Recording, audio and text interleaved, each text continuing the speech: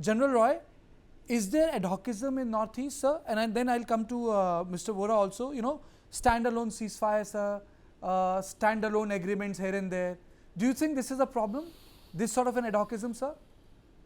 Kartike, indeed, there has been a problem for a long, long time now. We've been fighting this. And does it affect Manipur disturbances, also, this adhocism? Manipur included. There has been adhocism in dealing with the northeastern states for a long, long time. And the best example of this I can give you is that prior to conduct of an election in a particular state, the state administration, along with the central administration, it goes into kind of some agreement with these various insurgent groups to have peace, and they indeed have those agreements. They conduct the elections very peacefully, and there will always be a splinter group out of these peace talks which will not agree to this particular arrangement. And therefore, after elections, after the next government comes in, couple of months down the line, we find that the insurgency or the disturbances have gone back to where they were.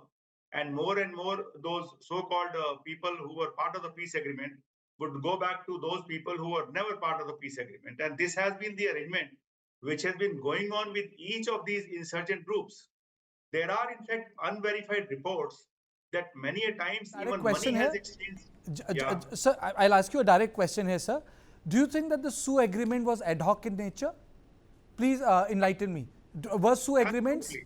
Ji, sir? Absolutely. You see, there is no sense in having suspension of operations when these militants who are operating against the state, their weapons have not been taken back, their weapons have been deposited in a camp, they stay in a camp, and you are giving them ad hoc allowance to stay in the camp.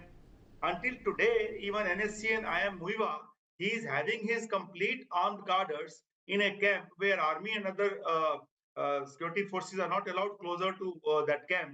And they keep on having their annual parades. They keep the weapon there, having entire capability to go into violence once again as and when required. What kind of an arrangement is this? I think it's high time now that we are strong enough and insurgent groups have gone weak, so weak that we should put this as the precondition that unless you leave the weapons, unless you join the mainstream, we are going to have no talks with you.